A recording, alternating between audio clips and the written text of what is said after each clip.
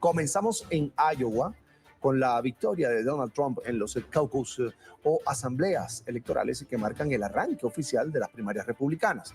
De acuerdo con las primeras proyecciones, el expresidente ganó 98 de los 99 condados. Obtuvo el 51% de los votos, seguido por el gobernador de la Florida, Ron DeSantis, con 21,22%, y quien se ubicó en segundo lugar, y la ex embajadora ante la ONU, Nikki Haley, con un 19,1%. El empresario Vivek Ramaswamy obtuvo 7,7%, pese a retirarse de la contienda interna republicana. La victoria de Donald Trump en Iowa confirma más que nunca el control y liderazgo del expresidente sobre el Partido Republicano. La siguiente primaria de los conservadores será en New Hampshire la próxima semana. Tras los resultados en Iowa, el aspirante republicano Vivek Ramaswamy anunció que abandona la carrera y pidió el voto precisamente para Donald Trump. Thank you very much, everybody. Great honor. Thank you very much. Thank you. Una amplia victoria del precandidato Donald Trump marcó el pistolazo de salida en la carrera por la nominación presidencial republicana.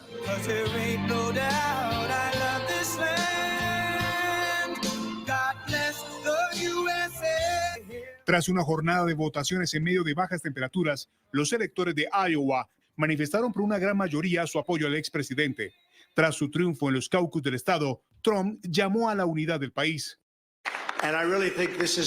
Creo que ha llegado el momento de que todo el mundo, nuestro país, se una. Queremos unirnos, ya sean republicanos, demócratas, liberales o conservadores.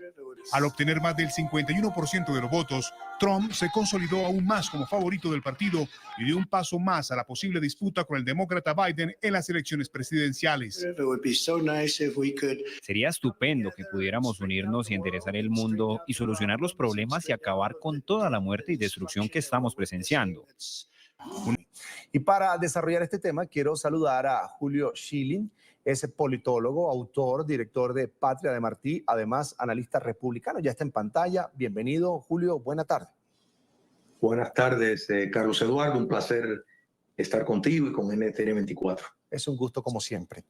Era previsible, por supuesto, la victoria de Donald Trump en Iowa. 30 puntos de ventaja sobre Ron DeSantis, gobernador de la Florida. Esa siempre ha sido la ventaja de Donald Trump sobre el gobernador DeSantis en casi todos los sondeos de opinión. Los comentarios para iniciar esta conversación de hoy, Julio, sobre lo que pasó en Iowa en este arranque de las primarias, el proceso primario del Partido Republicano. Bueno, dos observaciones rápidas. Primero, ayer se hizo historia. O sea, no fue sino desde hace más de 20 años que Bob Dole pues ganó en Iowa y obtuvo un margen de 20 y pico % del voto, y eso fue lo más alto, porque Iowa tiende a ser un terreno muy plural. La segunda observación es que su sistema curioso es realmente muy excepcional, es lo más parecido a una democracia directa, o sea, donde los candidatos tienen representantes que van delante de votantes y los convencen, los tratan de convencer por su candidato.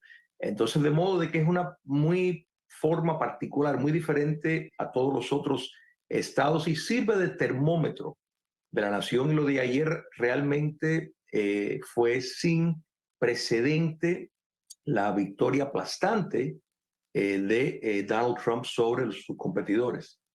Julio, entonces, partiendo de lo particular que es el mecanismo de votación o de esta elección primaria, de estos caucus en Iowa, quisiera preguntarte de lo que prometió o ofreció, en este caso, Donald Trump, ¿qué fue lo que enganchó al votante de Iowa, que lo separó con tanta ventaja de los otros contendores republicanos?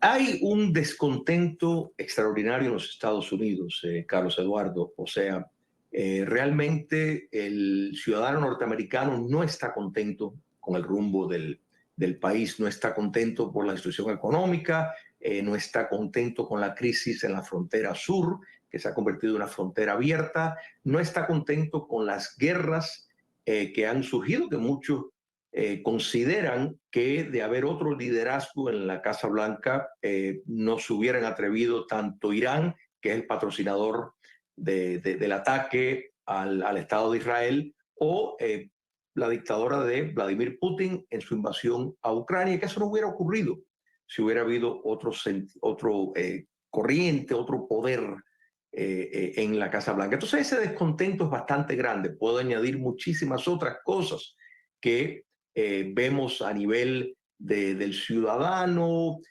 como los cursos en los colegios públicos, donde vemos una visión que choca con los valores tradicionales estadounidenses. Entonces, Donald Trump es la figura que mejor representa esa corriente para revertir eso. Recordemos que la economía que dejó, el estado del país que dejó Donald Trump, una economía sólida, no había habido un ataque no veíamos ninguna guerra como estamos viendo. ISIS, que son hermanos extendidos de Hamas, fue aniquilada. No vimos el caos que estamos viendo, la ola de crimen que hay en las ciudades estadounidenses, porque son tolerados por fiscales financiados por la izquierda extrema norteamericana. Todo esto ha llegado a proporciones extraordinarias, que ya no es un problema solamente de ciertas ciudades, sino en todas las ciudades. Hay ciudades dentro de los Estados Unidos que, si ves la epidemia de drogas que hay, es extraordinaria. Y eso es porque son bajo alcaldes y gobernadores demócratas con un apego a la izquierda radical, que tienen políticas de tolerancia hacia el crimen, tolerancia hacia la drogadicción. Es más, le proporcionan agujas porque consideran que estas son las vías para tratar ese fenómeno. Entonces, los norteamericanos no están contentos con eso, y por esa es la aceptación, porque hay que recordar, y si miran la historia, y volviendo a Iowa, es una población bastante diversa. En otras palabras, sí es cierto que es uno de los mayores productores de productos agrícolas en los Estados Unidos. Sin embargo, tiene una población bastante diversa. Barack Obama, por ejemplo, ganó la nominación del Partido Demócrata cuando las primarias en las elecciones del 2008, para que tengas una idea de que realmente lo que vimos ayer es algo muy inusual. Normalmente hay un mayor balance entre todos los candidatos, y lo de ayer fue realmente aplastante. Julio, hay otro resultado dentro de lo que ocurrió ayer en Iowa, y tiene que ver con ese segundo lugar de Ron DeSantis. ¿Por qué? Porque se esperaba que Nikki Haley ocupara esa posición, aunque quedó muy cerca, 21% Ron DeSantis y 19% Nikki Haley. No le dio para ocupar esa segunda posición, y ya quedan solo estos tres candidatos. Se retiró Vivek Ramaswamy y el señor Hutchinson. Es decir, ya la contienda en New Hampshire creo que se va a definir ya el futuro del candidato republicano a las presidenciales. Pero hablemos de ese resultado. Ron DeSantis logró quedarse con el segundo lugar cuando se esperaba que Nikki Haley tuviera una mejor votación, tomando en cuenta el desempeño durante los debates que se han dado, incluso ese último que se dio entre ella y precisamente Ron DeSantis.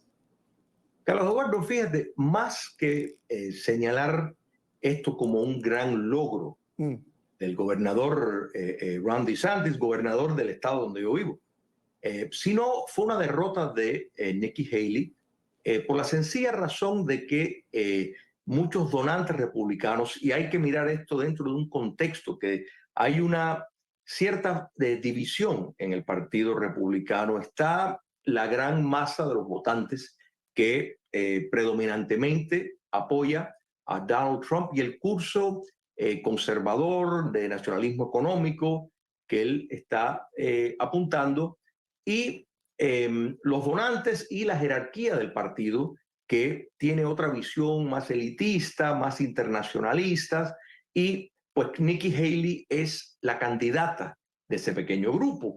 Entonces yo creo que el votante en Iowa pues precisamente le dio el voto a Ron DeSantis por encima de la otra candidata, como de una demostración del poco estado de aprobación que ella tiene dentro de el Partido Republicano. Esto no quiere decir, y siempre es importante tener en contexto que aquí hay dos batallas grandes.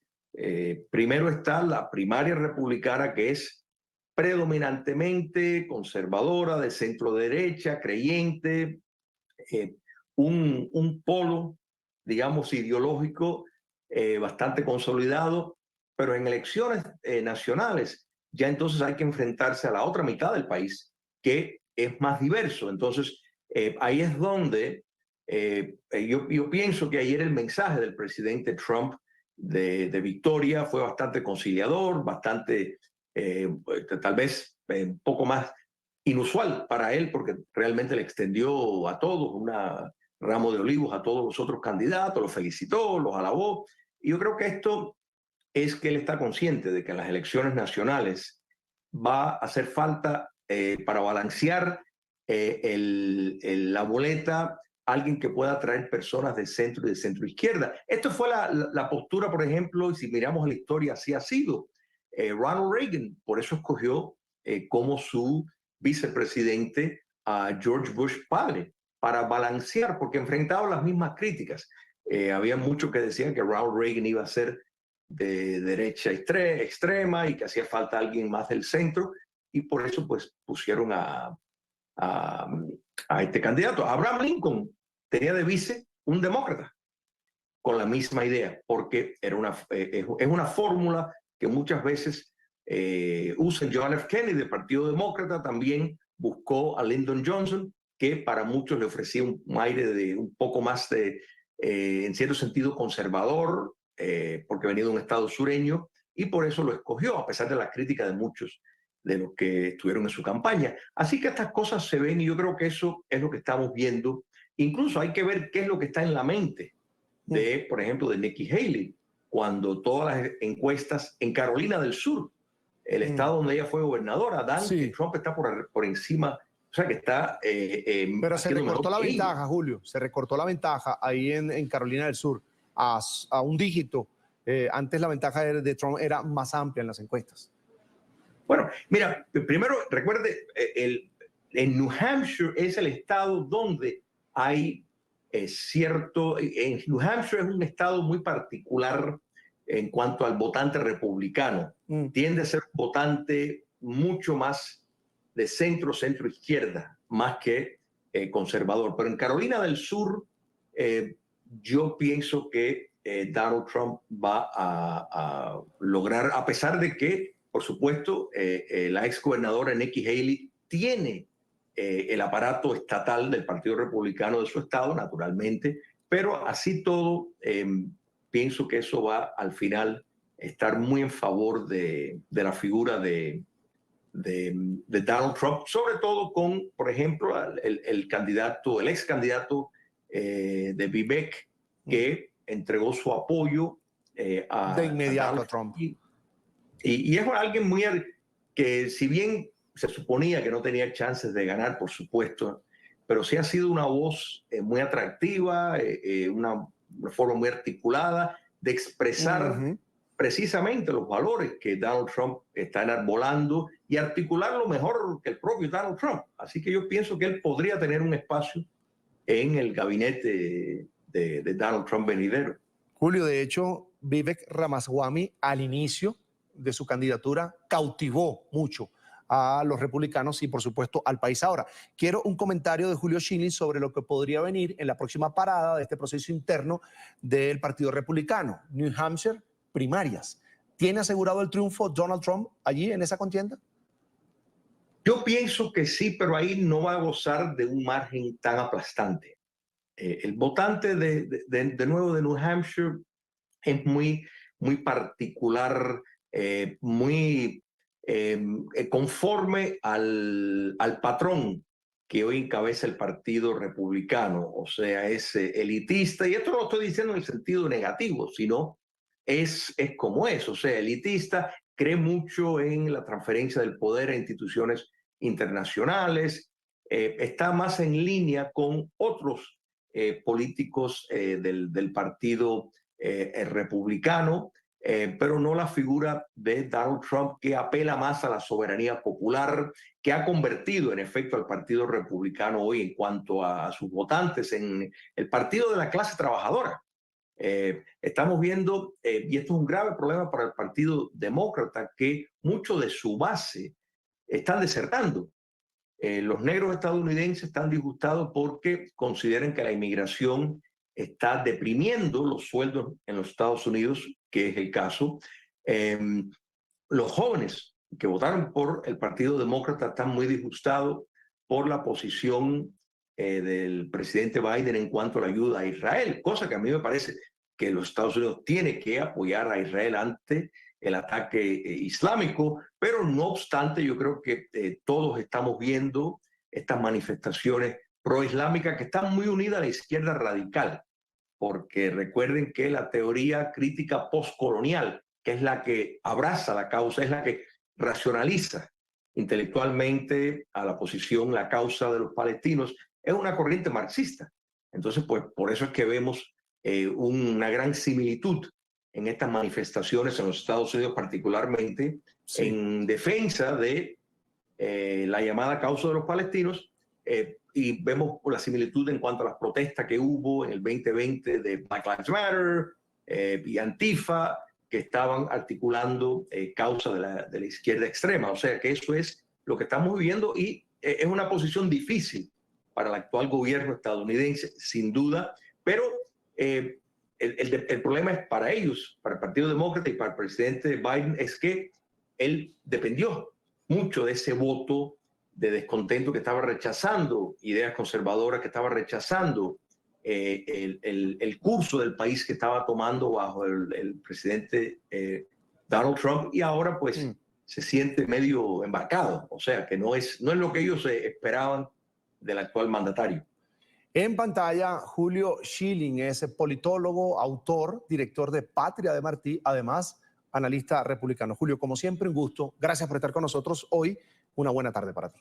Un placer siempre. Hasta pronto. Ya son las 4:24 minutos de la tarde en la costa este de los Estados Unidos y a esta hora vamos a revisar otros temas que hacen parte de la agenda informativa de hoy.